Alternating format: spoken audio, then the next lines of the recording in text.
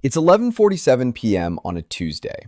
You're on the couch, half watching some true crime documentary you've already seen twice, when the stillness of your own living room gets ripped apart.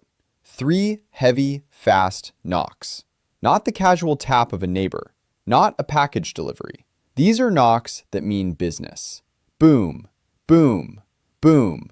Before your brain can even process who would be at your door at this hour, you see it through the blinds. Red and blue light strobing against the walls of your hallway, splashing across your family photos like a crime scene already in progress. You peek through the side window of your front door, and there they are. 2 silhouettes. Duty belts. Vests. The unmistakable shape of an officer with his hand resting on something you don't want to think about. Police department, open the door. Your mouth goes dry. Your heart starts slamming against your ribs. You haven't done anything wrong. You're sure of that. But suddenly, being sure doesn't feel like enough. Your dog starts barking, your partner comes out of the bedroom rubbing their eyes, and in that moment, that horrible, compressed moment, you have to make a dozen decisions in half a second. Do you open the door all the way? Do you step outside?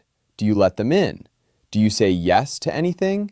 Do you even know what you're legally allowed to say no to? Let me stop right here and ask you something directly. And I want you to be honest with yourself. Have police ever shown up at your front door unexpectedly, late at night, early morning, middle of the day, and started asking questions, pressuring you to let them inside, telling you they just need a quick look around or that they're trying to clear something up? Have you ever opened your door to an officer and felt your stomach drop because suddenly your own home didn't feel like your own anymore? Drop your experience in the comments. Seriously. Because later in this article, I'm going to show you the exact psychological tactics, the pressure phrases, and the hidden mistakes that most people make without even realizing it. Mistakes that can turn a 30-second conversation at your threshold into a search of your home, your devices, and your personal life. And I promise you, most of what you think you know about your rights when police knock on your door is either incomplete or just flat wrong. But right now, I want to talk about something that sounds like science fiction, but is happening right now in real time in thousands of homes across America. Something most people have no idea is even inside their own living rooms. You know that smart TV in your living room? The one you bought because the picture looked incredible and it had all the streaming apps built in. That flat screen you never thought twice about? It has eyes. And in some cases, those eyes can be used by people you never invited inside. Let me say that again because I want this to land the right way. That television, the one you watch sports on, the one your kids use for cartoons, the one sitting there quietly in your family room right now, has hidden settings, microphones, cameras, and network access that law enforcement has figured out how to use as an extension of their own surveillance. Not in some dystopian movie, not in a paranoid fever dream. Right now, today, in your actual home. I've spent years studying police encounter dynamics, constitutional search and seizure law, and the quiet erosion of privacy that happens when technology outpaces the law. And here is the uncomfortable truth that no one at Best Buy is going to tell you. Your television is no longer just a television. It's a networked device with sensors, operating systems, ambient listening capabilities, and, in many newer models, high-resolution cameras pointed directly at your couch. And police know this. They've known it for years. Here's how it works, and I want you to pay close attention, because this is where the legal rabbit hole gets deep. Most modern smart TVs run on operating systems like Android TV, Roku, Tizen, or WebOS. These systems are designed to listen for wake words, track viewing habits, collect usage data, and in some cases, perform facial recognition or occupancy detection. That's all been quietly disclosed in user agreements that nobody reads. 87 pages of legalese written by corporate lawyers who know exactly what they're doing. But what law enforcement discovered years ago is that these same features can be repurposed. If police already have a warrant for a person suspected of a crime, that warrant can sometimes extend to smart devices inside the home. And here's where most people get tripped up. They assume a warrant has to be for something obvious, like a laptop, a phone, or a file cabinet. But modern warrants are increasingly written to include any electronic device capable of recording, transmitting, or storing audio or visual data. Guess what fits that description? Your TV, your smart speaker, your doorbell camera, even your refrigerator if it has a screen. But here's the part that should genuinely scare you, and I'm not saying this for drama.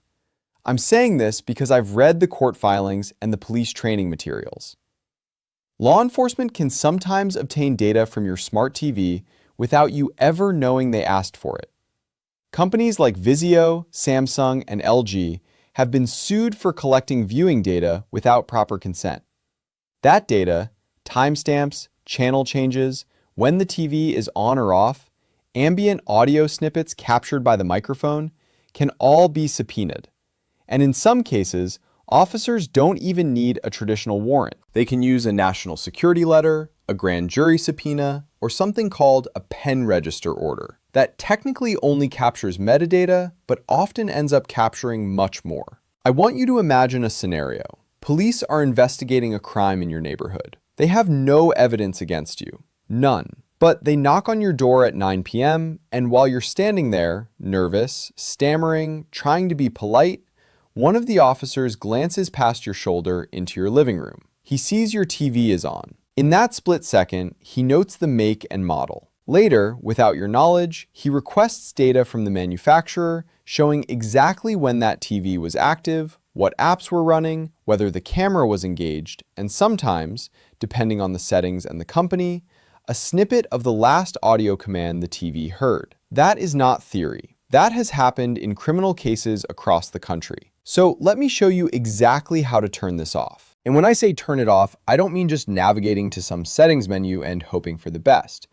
I mean disabling these features at a hardware and network level so that no one, not a tech company, not a hacker, not a law enforcement agency using a legal request, can activate your TV's sensors without you knowing it. First, physically inspect your television right now. I'm serious. Stand up and look at the bezel. Do you see a tiny pinhole? That's a microphone. Do you see a barely visible circular lens no bigger than a period at the end of a sentence? That's a camera.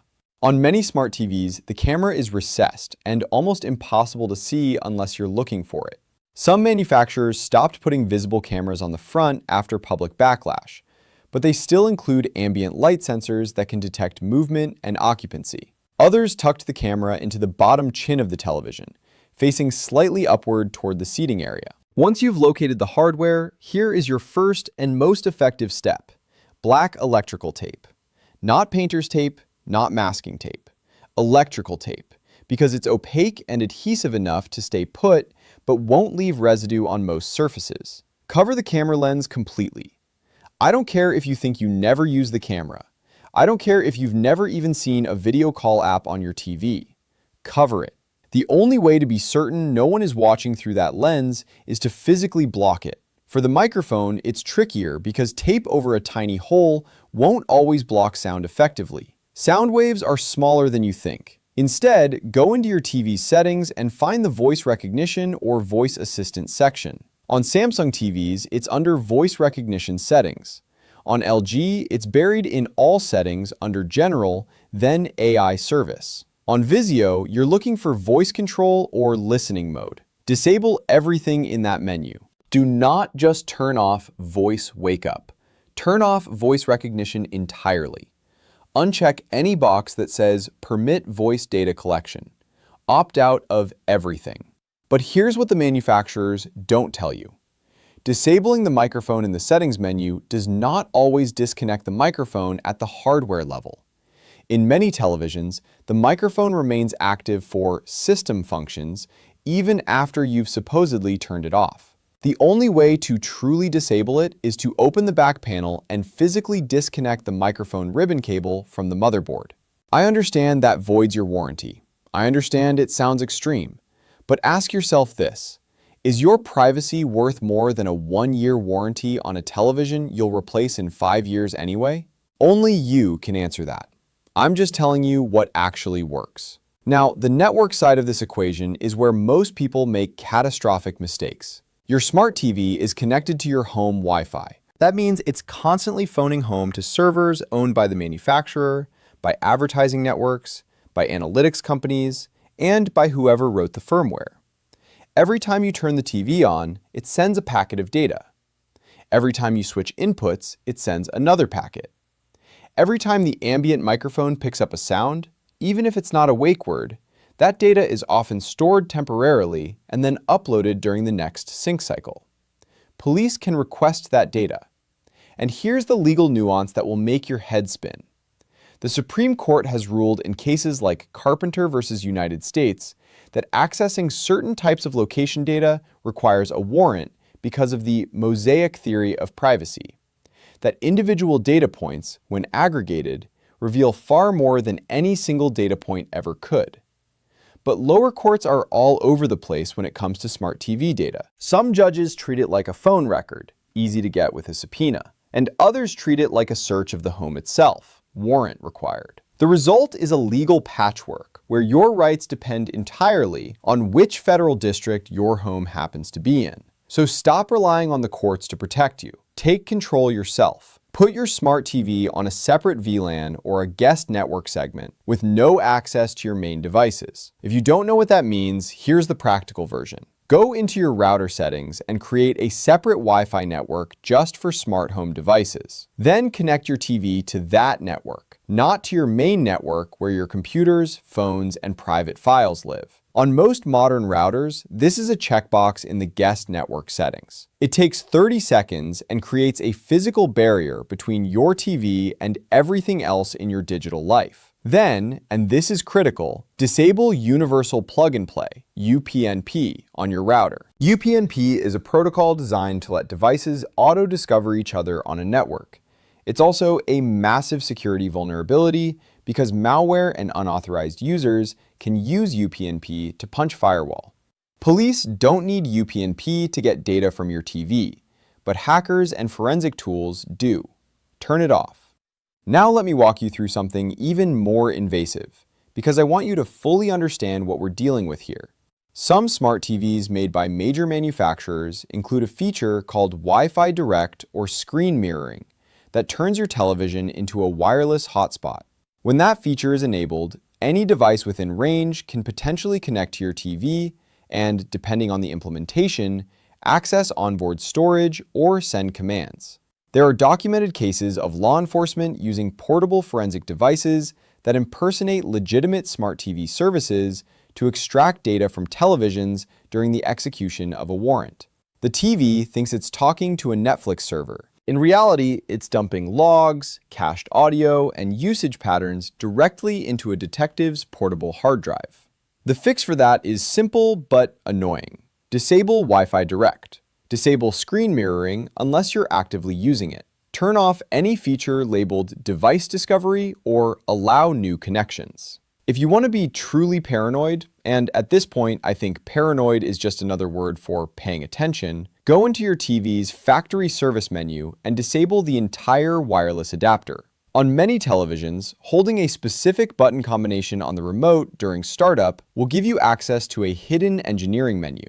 Be careful in there. You can permanently brick your TV if you change the wrong setting. But for advanced users, disabling the onboard Wi-Fi chip and using an external streaming stick connected via HDMI is the gold standard for privacy. Speaking of HDMI, here is a dirty little secret about those streaming sticks from Roku, Amazon, and Google. They are even more aggressive about data collection than your television. A Roku device sends analytics packets every few seconds. It tracks exactly what you watch, when you pause, when you rewind, and, in some cases, screenshots of the content on screen for quality assurance. Police have successfully subpoenaed streaming stick data in criminal cases to establish timelines, occupancy, and even viewing habits that contradicted a defendant's alibi. If you want privacy, don't log into your streaming stick with your personal account. Create a burner email address. Use prepaid gift cards for subscriptions. Never, ever link your streaming devices to your real identity. But I need to pull back from the technology for a moment and address something even more important than settings menus and electrical tape. Because none of these hardware fixes will protect you if you invite the police into your home voluntarily. And that is exactly what most people do without ever realizing it. Let me paint you a picture that happens thousands of times every single night in America. You hear the knock, you open the door because you've been conditioned your entire life to answer when someone knocks. The officer is polite, maybe even friendly. He says, "Good evening, sorry to bother you. We're just investigating a report in the neighborhood. Can we come in and talk for a minute?" Right there, that is the moment. That single sentence is the most dangerous thing you will ever hear from a law enforcement officer at your doorstep. Because if you say yes, if you step aside and let them cross your threshold, everything changes. Once a police officer is inside your home voluntarily, with your consent, the Fourth Amendment's warrant requirement disappears for that encounter. They can look around, they can notice things in plain view. They can ask questions in a different tone. They can separate you from your spouse. They can ask to use your bathroom and walk past 3 bedrooms on the way.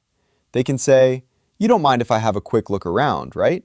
And because you already let them in, because you already said yes once, the social pressure to keep saying yes becomes almost unbearable. I have watched body camera footage of encounters exactly like this. A family opens the door at 10 p.m. The officer says someone reported a loud noise. The homeowner, trying to be a good citizen, says, "Come on in." Within 90 seconds, that officer has seen a marijuana pipe on the coffee table, a handgun in plain view that he claims looked suspicious, and a baggie of prescription pills on the kitchen counter. All of it admissible. All of it because the homeowner said 2 words, "Come in."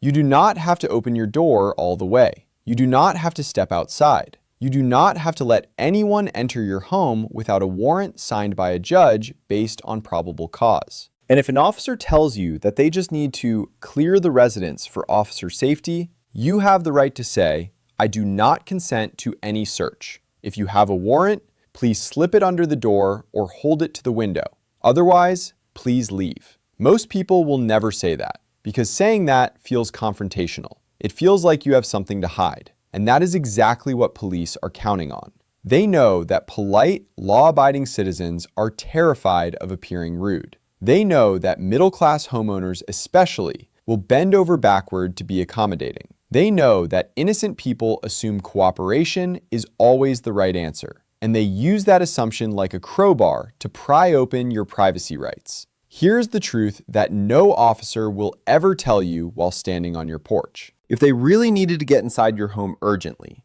if there was a true emergency, like sounds of a violent struggle or smoke pouring out a window, they wouldn't be knocking, they'd be kicking. The very fact that they are knocking politely, asking for permission, and waiting for you to open the door tells you everything you need to know.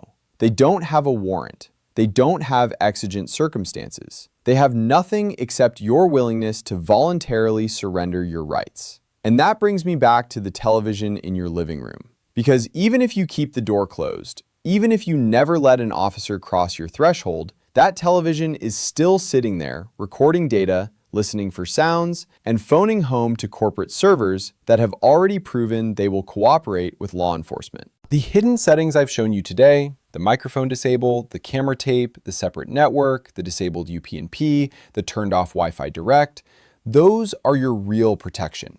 Not because police are always trying to spy on you, most aren't, but because the capability exists. And in our legal system, capability plus access usually equals use. I want you to take 15 minutes tonight, right now, before you forget. Go through every smart device in your home. TV, speakers, smart displays, baby monitors, security cameras, doorbells, even your thermostat if it has a microphone. Locate every camera and cover it. Find every microphone setting and disable it at the software level. Disconnect devices from your main network. And then sit down with whoever you live with and have an honest conversation about what you will do if police knock on that door tomorrow. Decide now, before the adrenaline hits, before your hands are shaking, before your mouth goes dry. Decide that you will not open the door all the way. Decide that you will not step outside.